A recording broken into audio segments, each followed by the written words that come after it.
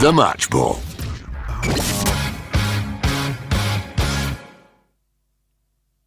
Hello, welcome to the show. Realised I haven't changed the score caption, have I, on the screen? Live streaming on YouTube. Dan, Michael and Rob. Talk about Levi Solicitors, Michael, for a minute while I just change this. Absolutely. I wondered if I'd been started and you went, oh dear. That's a nice point to start on, isn't it? Much like watching Leeds United. I don't have to change the captions that much. People might be tuning in to get the score. Oh, right. At which point I suppose we'll have to break the news to them that we'd lost. See, watch this doing it on the fly now. It was 3-1. But yeah, Levi Solicitors, if you want to go to them for your wills, probate and conveyancing, services for your business. Look at that, updating it on the fly. Dispute resolution, that sort of stuff. If you need to sack a terrible employee, like you can't do the basics. I've done it now, so I've changed it. You'd never know, would you? Well done. That's your job. I'm mentioning, if you're listening afterwards, we are live streaming on YouTube for our TSB Plus members. Hello. 10% discount on your legal fees, as Michael said, levisolicitors.co.uk/the square ball. That wasn't good, was it? We were talking on the show with Phil on Friday about how there was sort of every reason for Leeds to win this. It was all there. But sometimes in the Championship, and you just said, didn't you, it could be a bit Championship-y. Sometimes in the Championship, you just come up against something that just doesn't work. It's an oil and water combo, and it felt a bit like that today, early doors. What went wrong at the start, Michael and Rob? It's depressed us. Seemed to be the gist of it. And we couldn't get out. Because the thing is, once we did get the ball forward, however we did it, they didn't look very good defensively either, and they didn't look like they were particularly good while being pressed. But because the ball was mainly in our half, it caused us problems. And the defence all day was just woefully out of shape. Was it that just down to bad defending? I would say yes. They seem to be completely shapeless in that there always seems to be.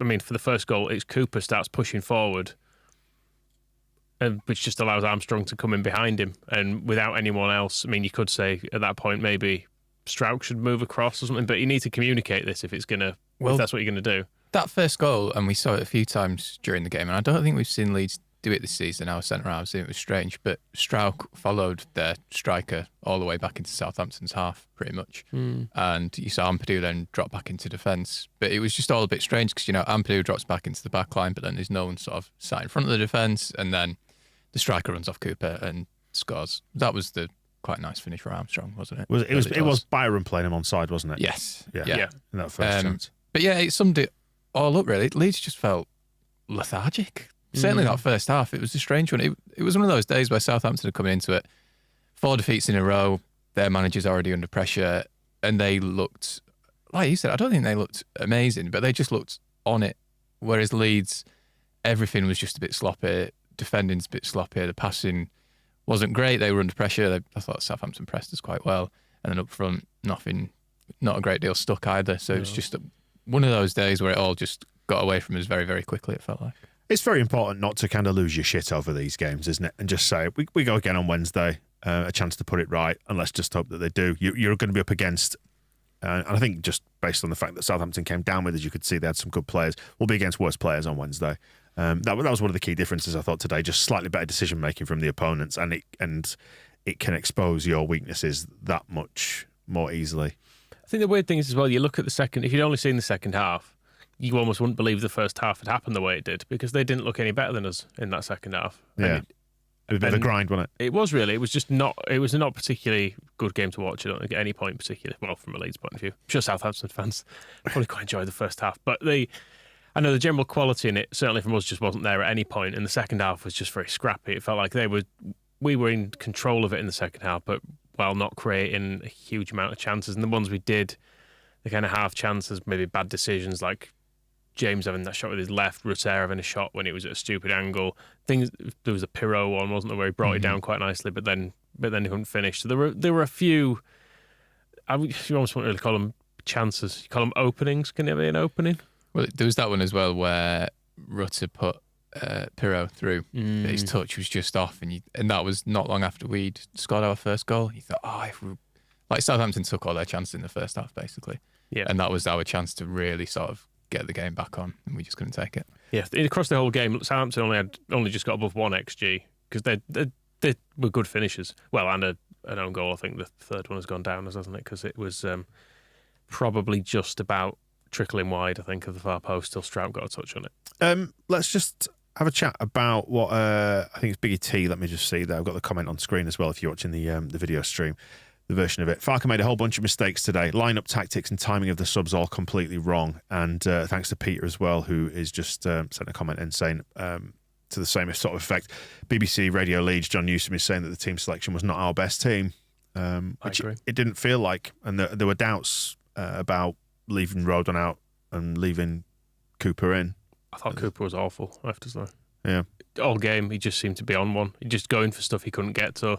And I know sometimes we've said you need a proactive defender in the side to step in front of people and get to the ball first and win things, but he just felt like every time he went forward to do something like that, he just made a mistake. Either he went for a ball and didn't quite get it, or he went for a ball and it created a massive hole in behind him. You see it with Ayling now, they're kind of getting older where their legs just don't seem to respond to what their brain is telling them. Like there's a few times with Cooper today, even just try to control the ball or make a pass, it was like his leg was moving a second slower than his brain, and it just looked, well, faintly comedic, really. But yeah, I mean, I don't know about keeping him in, because I don't think after the previous game everyone was like, get Rodon back in now, Cooper needs to drop out. Would you have played Rodon? But isn't there an Certainly argument? no. I would have put him back in anyway. Isn't an argument for just playing your best side? And also with the defence, it means that you can have a left foot and a right foot in there as well, because otherwise it means we're moving.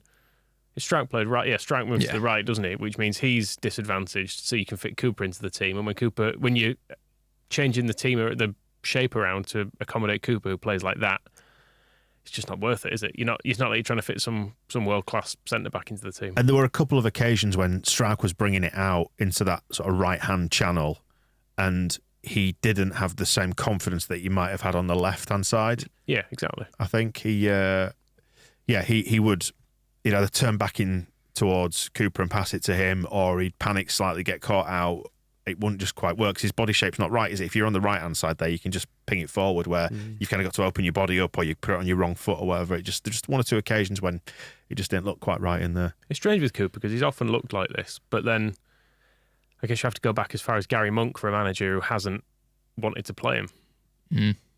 That's a lot of football, and he's always been there, and manager after manager has wanted Liam Cooper in the team for some reason, so he must be offering something in there. Well, are we getting down to real talk on this? Are we doing some real talk? Should we do some I don't know what that is. Real talk, talking, getting down to the truth and not being silly about it. Speaking to teenage kids again. Yeah. No, I was going to say, like, the real talk around this is kind of, look, we accept, don't we? I think that the promotion players who are still with us, their powers are all on the wane, and they're it does make it sound like they've died there. No, but they're all their time has kind of passed, hasn't it, to a certain extent? Like, we wanted somebody new to come in to replace, or at least take the load off Bamford, which has happened in Peru, and now we want Rodon in rather than Cooper. People are seeing Ayling on the right hand side and want, Jed Spence obviously got injured, but wanted Jed Spence putting into the side. I mean, that's one thing just about those. Do you think there was an argument for sticking Cooper on at one point in that second half, maybe just to give us that a bit more threat down the right hand side? Sticking Cooper on? Not Cooper, I meant Ayling, sorry. I think part of the reason Cooper probably starts is that Ayling's on the bench and he kind of wants a captain, a leader in the team. We can only have one bad defender in the team at essentially, at any point. It helps to reduce that, doesn't it? I mean, as bad as Cooper was, I don't think any of the others really covered themselves in glory. No. But I can understand at half-time why Farker didn't change anything, because it felt like, I don't think it was necessarily anything tactical. It was like, can you just stop being shit and sort of sort it out and get on your game here? Go out there and remedy it, lads. Yeah, but then at the same time, I made a note in the first half that it felt like it was almost time to make a first half sub just to jolt them almost. It's like a mob boss sort of killing one of his own. Just sort of take one off and say, look, lads, this could be you if you're not careful. Why are we driving out into the forest? Yeah, I mean, Byram got completely tangled up as well, didn't he, for one of the goals while we're just picking on the defence. So I don't think the defence worked. Shackleton, just before half-time, completely just lost his man, who had a free header at the back post. He was lucky that went over. And also one of the pullback as well, that was down Shackleton's side as well, wasn't it? That was another one, though, where the defence just looked really out of shape. They got in behind far too easily. There were times in the first half we were trying to do that, but they were just successfully playing offside trap, or Dan James was having a Dan James game where he just runs offside all the time. But yeah, there was no control to go Stevie Nicol about it, because all through it felt like Ampadu, it was probably the least involved he's felt in a half of football as well. Yeah, I think sometimes, as I was saying, that was the fear, wasn't it? It going a bit championship-y, and we were doing well up to a point, but then you just come up against an opponent for whatever reason, or a set of players that just for some reason have it over you, and that's just what the Championship is a bit like sometimes. But yeah, it was frustrating, wasn't it? All that good work and the momentum we built up just seemed to just evaporate today. I mean, we were saying through the week that it was kind of weird that we've got relegated, and since we've been back in the Championship, everyone's just sort of sat off us and given us loads of respect, and it's a bit like, did you not see us last year? Like, you can get at us, and I think today's been the first time we've seen in the Championship a team like do something different. Maybe Ipswich were a bit like that, but Southampton actually played a bit differently to what we've faced recently. And yeah, it just sort of, that early goal, it just threw us right off our game, didn't it? Yeah. So it's not fair, really. Yeah, we have actually started games a bit slowly at times this season, haven't we? I mean, as proven by the fact we didn't take the lead in a game for ages, did we? But like the opening at Millwall, which obviously is a game we did go on to win 3-0, but the opening 10 in that, it felt, you know, they didn't really create chances in the same way Southampton did today, but it felt like we didn't have control of the match for a period. Yeah. And obviously, ultimately, by the end, we looked by far the better team, but there was the bits of it maybe where the start isn't quite right. So yeah, maybe that's just what they do, though. Maybe it's part of the game plan is to just sit tight for that opening 15, 20 minutes, whatever. Just let the game settle down a little bit, and the home side, particularly if you're the away team as Leeds, let them blow themselves out a little bit. But unfortunately, by that time, they were scoring goals past us, weren't they? yeah, I mean, I think Phil's said, you can tell within the first 20 minutes how a game's going to go.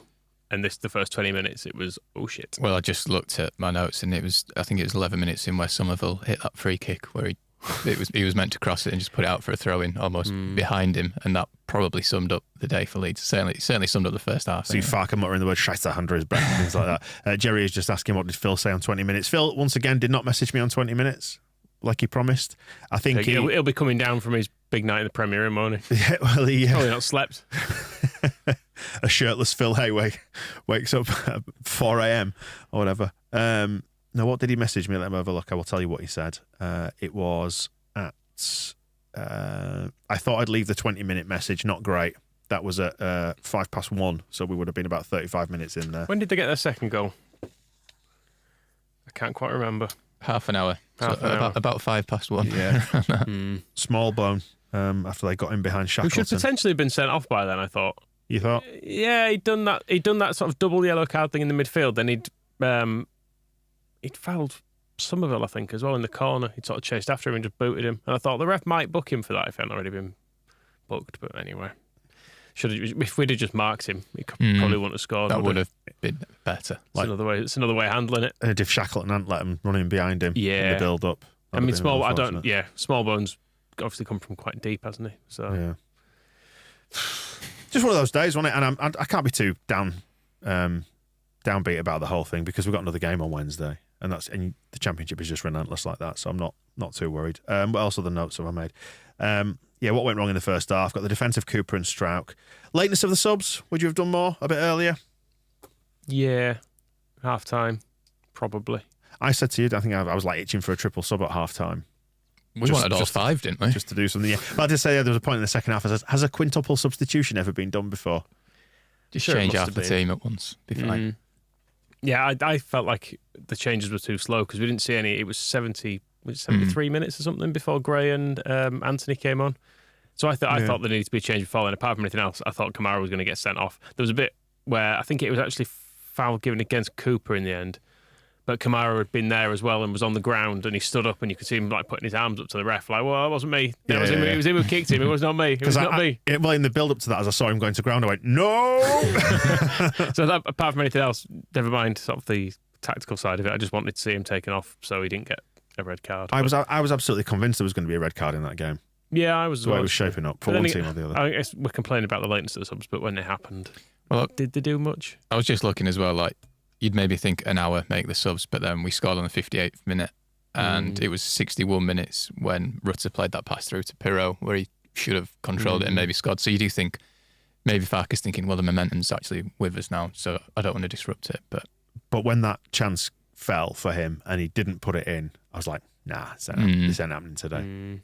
We could have played for hours and hours. We could still be playing now. I don't think we'd have scored. It just never had that feel about it. Wasn't great today, Pirro, was he?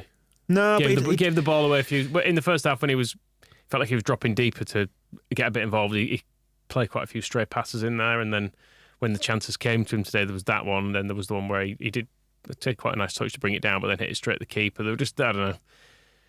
I didn't think he did a lot. Well, sometimes players just have off days. That's the thing, isn't it? This is why they're at this level.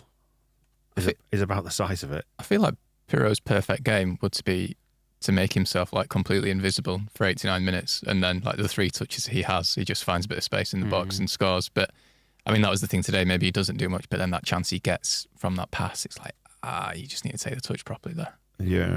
Yeah. Well, as the message is just coming in, pointing out, and it's Paul who's saying, win the next 2 home games and this won't matter. It's true, isn't it? It is true. And if we only have one off game every sort of 5 or 6 in the Championship, we'll probably be all right in the end. And I know there's a gap opening up to the top. We've got to be careful not to let that become too big, but you just got to be consistent across the course of the season, haven't you? And hopefully we'll start to close that as the season wears on. Yeah, you want to tick over at like 2 points a game-ish, don't you? So if you can do that, you go up. Is the basic principle of getting out of this league. So, like you say, win the 2 this week, absolutely fine. Did you have any bets on Asks Sam? I didn't actually. No? No. It's your fault then. It was the odds, really. I think Southampton were like 2-1, and I thought, I knew you were about to say there was no value in it. There wasn't. Nah. It's more like when we're at home against QPR, the QPR will probably be about 7-1 for that, so I might have a fiver on that. Southampton they're all right, aren't they? And if you were watching domestically as well, you would have been treated to Sky Sports coverage, which was fun, wasn't it? Some good bits in there. Don Goodman in particular, enjoyable as ever. I did enjoy the bit. I can't remember exactly what point it was in the game, but where he said that Southampton had been literally on their knees. They were playing literally on their knees. I'm not surprised they'd lost 4 on the bounce if they'd literally been on their knees for 4 games. At least they weren't literally on fire. No. Oh, maybe they were by the end. No. On the knees and then on fire. Yeah. Can't catch a break. Doused with victory juice to put out that fire. Oh. Is that what you call it? Victory juice. Oh, what an image. Gross. Yeah. Any candidates for man of the match out of all those? I don't think anyone played well, did they? I thought him in a Southampton play, to be honest. Rutter maybe did some a few nice bits. That through ball was lovely. Strauss goal took it really well. We've not even addressed that. Beautiful finish. Our best striker this season so far. Yeah, it's got. What did we say? 4? Did we work 3 out? or 4? Is that right? Yeah, he's got a few this season. He's got a couple in the cup, hasn't he? Yeah. He definitely scored in both cup games, and then another one. I can't remember which. So I had to Babs McGinn, who says that Pirro's got all the composure of a drowning man when he's outside the box. That's a bit unfair to him, I think. I mean, he wasn't good today. I think other games he'd been better, but yeah, it felt like he was just giving the ball away a lot today. Interesting just to see the comments haven't started coming through just yet. But how do you think Farke's going to build this one? Just a bad day at the office? He'd probably cite the bad start and have that through the game plan out and give us an unbelievable hard task. Exactly. I've not even got a mug to sell. Pre-game, I was busy boxing mugs up because I know last weekend we've sold a load off the back of a win, but I probably stopped that now. Not too many. I don't think many people will be rushing out to buy one after that. Man of the match. That's a good question. I actually don't know. Did Trout make any mistakes? Or the defence as a whole wasn't great? Yeah, the defence wasn't great, so I feel like you can't. We were 3-0 down before half time, so yeah, it's quite a tough sell. I think is that one. Yeah, no one played well, did they? Not really. Kamara was all right, but the midfield weren't great. And then was it him or Ampadu who should have been getting small bone? Small bones. Just one.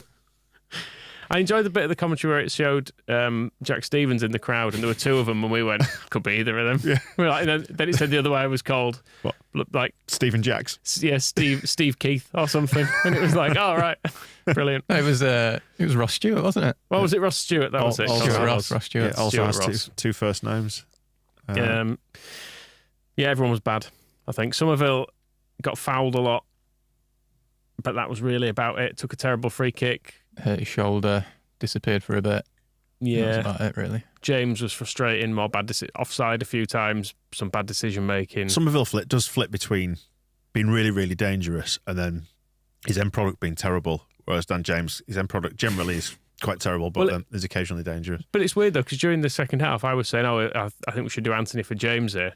And then Somerville got the ball, and I was reminded he was on the pitch because I'd seen James a lot, and admittedly, James was fucking stuff up. But I wanted him off because I kept seeing him on the ball and doing stuff wrong. Then when Somerville touched it, I was like, oh yeah, I forgot he's on too. Yeah, maybe him. Maybe take him off because he's just not involved at all. Yeah, there's an argument for changing both, but he ended up sticking Rutter out on the right, which made a few things happen, didn't it? When Bamford came on, did we see anything of Bamford actually? I didn't really know. I kind of disengaged mentally from the game at that point. We saw him do a handball, didn't we? But I was pleased to see that he was still moaning at the ref the same way he does. But that was basically the only time I noticed him. He's got short hair. That's my main thing to take from Bamford. Yeah, Russell Martin is really proud of his players. Spoke about how good the mood was despite the results we've had. They've gone all in. What do you think of Russell Martin? It looks like Farker bought off Wish. I think he just looks a bit like he loves himself. Why? I don't know. Just his vibe I get from the man. I feel like if he was asked to rank the most attractive managers in the Football League, he'd put himself top. There's something about his hair. I just can't quite get on board. He was touching it a lot. He did say the second half was difficult. This is Russell Martin continuing. When you haven't won for a while, you hang on a bit rather than stay relentless. Which, there is an argument for that being a better second half from us, wasn't it? But like you said, it did just go flat. It never quite popped for us. When we got that first one, I thought, oh, here we go. We could have a little go at something here. But it's interesting, Russell Martin saying that we'll be up at the top of the table at the end of the season. Us in Leeds? Or? Yeah, talking about us. Okay. Yeah. Us Leeds United. He's probably right. I think we'll probably both be playoff-ish. Yeah, I mean, obviously, like, getting beat's bad, but I am intrigued to see just how we bounce back from a defeat now. Now the team's kind of settled, because obviously we went to Birmingham and got beat, but it was a completely scratched team. But I'm intrigued just to see how we bounce back from this and are we a good team, basically. Because, I mean, look at the bloody Villa-Brighton score. Like, good teams get beat and can get hammered, but they're still probably a good team. So I'm intrigued to see just what we're made of, really. I feel like Southampton's a weird place for us as well. I don't have great memories of it, generally speaking. Not since like the early 90s where we were good for, Because we had the Bielsa game there was dreadful, wasn't it? And the game at the start of last year as well, that was one where we should have won and we completely knackered it, didn't we? When Jesse Marsh spent all week talking about how hot it would be and how he was going to make a load of subs. And forgot. Didn't make any subs. Got sunstroke himself, forgot to bring anyone on. But just disappointing, really. Yeah. I thought we were good. Yeah. We're being urged to launch Furpo mugs now. Maybe that's the next thing we need to do as Junior comes back in. There was talk of Furpo mugs for about a week last year. Right. And then I was going to say he got injured and went crap. Did he get injured? He probably did. Well, we do discuss this sort of stuff, don't we? Like when we're going to put a mug out, you think, you don't want to go off too soon, do you? You don't want to like shoot your ball, and it's like let's just wait with some of these things. Yeah, the Farker one's doing all right, but yeah, I think we've got a while to wait for Junior. I think Furpo needs a good 6 months before we can. In fact, if you could play just 6 games in a row, I think that'd be a consideration. That's what sparked the initial chat about Furpo mugs. Is that he had half a dozen games? It's like, oh, maybe we like this guy. Yeah, no further comments coming in right now. I'm just waiting for him to trickle through from the presser. I don't know if Russell Martin's maybe going first, but the 3 o'clock kickoffs have all kicked off now anyway. Yeah, for Wednesday, we can start to draw misery from other people's defeats. In terms of turning from other people's misery. Turning it around for Wednesday, I would assume Rodon and Ayling come back in, but maybe that's wrong. Maybe Archie Gray. Just a bit of energy, keep it fresh, I guess. Yeah, and then because we've got another game obviously at the weekend, next weekend, haven't we? Before the international break. So yeah, maybe it's time to deploy Gruev. Without knowing anything about him. Without knowing anything about him, he's definitely the answer. We lost today. Let's put him in. He was playing centre half internationally, wasn't he? Yeah. Maybe he's the answer. This is stick Ryan Edmondson in for Bamford territory. Is this just go? Who else is him? Fine. I don't know. I don't think we'll see Gruev. I would be interested in seeing Jayden Ante get a start, just because I still don't feel like I know a great deal about him. And he's not looked at any point, I don't think, bad, has he, when he's come in? No. He's always been pretty bright, even like today, for example. He just seemed to start making things happen. He's quite direct. Put a good cross in, didn't he? We know he's got a goal in him. So we've had it. Yeah. The goal. That was his goal. The goal. Yeah, so there you go. I don't really have anything further to add until the comments come in, but I think we know roughly what's going to be said, and I think we're all on a similar tip, aren't we, in terms of how we feel about that game? So we could wrap it up if you want. We don't have to keep talking just for the sake of it. Well, it's more fun talking about a win, isn't it? We could just pick over it in more detail, but I mean, people watched it, probably. we've got it out on Sky or the visual radio. We've at least got it out of the way nice and early. You can just get on with the rest of your weekend now. That's true. That is true. Yeah. Oh, Cool. well, it's ruined a weekend. Right, well, we'll see, won't we? We will see. Thank you for joining us if you've been on the live stream, and we'll be back with more match ball action through the week. All the usual stuff to come, some propaganda. There'll be some misery this weekend, won't there? Probably. And now we've From us. seen the lucky blue kit that's being deployed. So I'll look out for our forthcoming special with Ed Cowburn, who designed them, explaining why he designed them. And we're doing. It's going to be 4 mini episodes. It's going to be a good listen. It's good, actually, I think. We really enjoyed talking about it, didn't we? But yeah, so cheers for joining us on this one, and we will catch up with you soon. The Match Ball.